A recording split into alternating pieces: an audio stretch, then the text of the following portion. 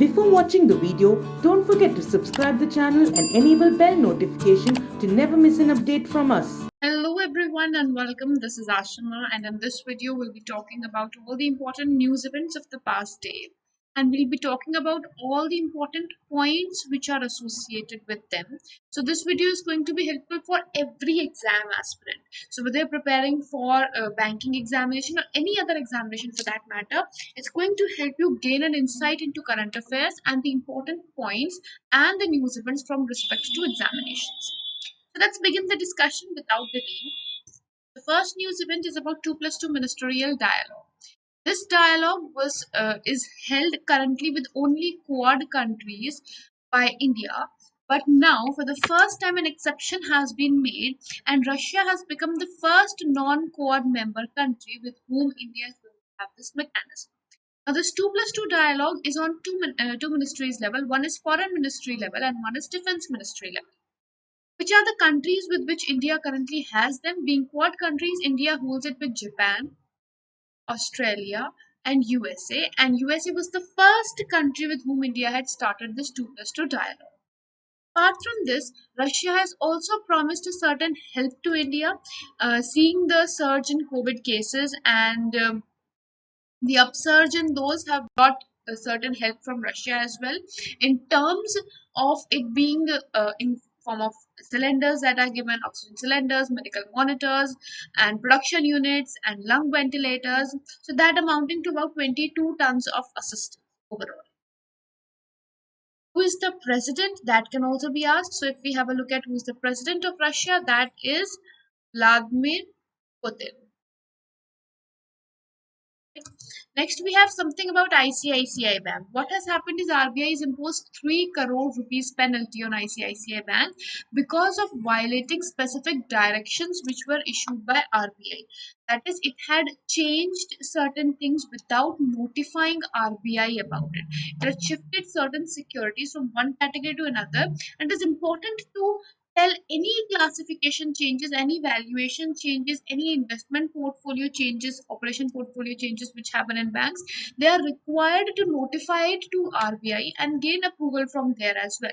But it did not do that, and that is the reason why under Banking Regulation Act of 1949, Banking Regulation Act of 1949, RBI had imposed a penalty of 3 crore rupees on it. Then Justice P.C. Pant has been appointed as acting chairperson of National Human Rights Commission. Now, in this commission, this NRC is very important. Now, what are the important points that you need to know from NHRC? First of all, NHRC chairperson should either be a Chief Justice of India or a judge of Supreme Court. Only these people can be a chairperson of NHRC. And second of all, the appointment of NHRC is done by the President of India on recommendation of the committee which is formed. Now, who is the chairperson of the committee? This committee is chaired by the Prime Minister of India, and other members of the committee are the Home Minister, the Leader of Opposition in Lok Sabha, Leader of Opposition in Rajya Sabha, and the Deputy Chairman of Rajya Sabha and the Speaker of Lok Sabha. These are the members of this committee who decide about the chairperson and the members of NHRC. Also, in NHRC, currently, who is the CEO or Secretary General of NHRC? That is going to be Bimbadhar Pradhan. Bimbadhar Pradhan is the current CEO or Secretary General of National Human Rights Commission or NHRC. Then we have Tripuri Sharan. Tripurari Sharan has been appointed as Chief Secretary of Bihar for a duration of 2 months recently. PV Sindhu and Michelle Lee, they both have been appointed as ambassador for International Olympic Committee's campaign with the name Believe in Sports. This campaign is the one which was launched recently by the committee, and they have decided to appoint both of them, that being PV Sindhu and Michelle Lee, as the ambassadors for it. Now, IOC, International Olympic Committee headquarters, if we talk about, headquarters of this committee are in Lausanne, Switzerland. Lausanne, Switzerland, and the president of IOC is Thomas Bach. term has been extended. It was supposed to end this year, but its term has been extended. Then CTRLS Data Center has joined hand with Canara HSBC Oriental Bank of Commerce Life Insurance. And this has been done. See, first of all, you should know what is CTRLS. CTRLS Data Center is the Asia's largest data center, rated 4 currently. And it is going to help the HSBC Canada OBC Life Insurance to improve its digital platform and increase the digital engagement, make it more seamless, more smooth to work. Right? Where are the headquarters of CTRLS data center? That is currently in Hyderabad. Currently, it's headquartered in Hyderabad. And if we talk about headquarter of Canara Bank, Canara HSBC Oriental Bank of Commerce, that is going to be in Gurugram. Right. Then we have Himachal Pradesh's government, which has initiated Parvat Dhara Yojana. Now, what is this Parvat Dhara Yojana associated with?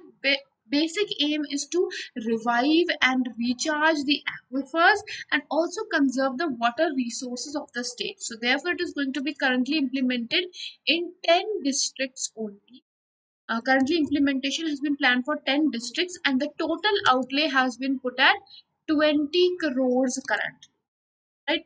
And it is going to be implemented by the Forest Department of the state. Then we have State Bank of India, which has allocated 71 crore rupees to tackle the second wave of COVID-19 pandemic. Now, how is this distribution going to be happening? Out of 70 crores, 30 crores have been given for healthcare facilities like making makeshift hospitals, bedded isolation facilities, and ICU. Then 21 crores have been announced 21 crores have been announced to be distributed in the form of life-saving healthcare equipment, oxygen suppliers, and COVID centers and ambulances and basic amenities like PPE kits, masks, and food relief funds. And the remaining 10 crores are going to be used to support government's effort for genome sequencing. And 10 crore apart from this, further 10 crores are going to be used for collaboration with NGOs to address all the community needs. That covers all the amount that is been announced, that is 71 crores rupees. Indian government and United Kingdom's government has finalized 1 billion pounds of private sector investment, and they have also agreed on free trade deal currently.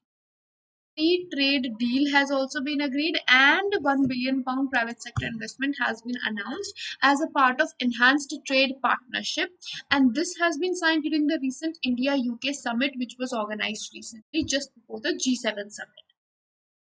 Then we have government of Odisha, which has recently declared that journalists are going to be categorized into the frontline COVID warriors, and a scheme by the name Gopa Bandhu Sambadeka Swastha Bima Yojana has been announced for the journalists of the state. Indian Army has inaugurated a green solar energy harnessing plant. This has been launched in north of Sikkim, which can generate 56 kilovolt ampere of energy using vanadium battery technology. Vanadium ore was recently discovered in Arunachal Pradesh, and the center which has been developed, that is green solar energy harnessing plant, this is at a height of 16,000 feet. 16,000 feet height or above sea level at an altitude of 16,000 feet, and the partnership for its development has been done with IIT Bombay. IIT Bombay, they have developed this, right? Then we have Directorate General of Foreign Trade, which has recently notified that import of oxygen concentrators will be allowed for personal use as well. So this provision has been provided recently on import, and for this, Government of India has also revised the foreign trade policy. Now, foreign trade policy earlier was for 2015 to 2020, but it has been extended to 2021 for the current year as well. Minister of Petroleum Shri Dharmendra Pradhan ji has flagged off the first supply of used cooking oil based biodiesel. Currently, the extraction from used cooking oil for biodiesel is 7% and may increase in the coming time. It was launched under Expression of Interest Scheme. Now, Expression of Interest Scheme was launched in which year? It was launched in the year 2019. In 2019, this was launched, where this biodiesel from used cooking oil is utilized uh, for as an alternate to fossil fuels. Then we have English professional snooker player Mark Selby. He won the world championship for the fourth time recently, and USA has approved 550 million US dollars for Crimson Solar project. And this Crimson Solar project is going to provide electricity to 87,500 homes as per the estimate. Where is it going to be set up? On 2,000 acres of land in the desert of California. Desert of California is the place where it is going to be set up. And this is at 13 miles west of Blythe. Who is going to build this project? It is Sonoran West Solar Holdings Limited, which is going to build this project. Right? With this, we'll be winding up the segment, and I hope this session has been helpful. We'll see you in the next video with more such news events. Until then, goodbye, take care, and have a great day ahead.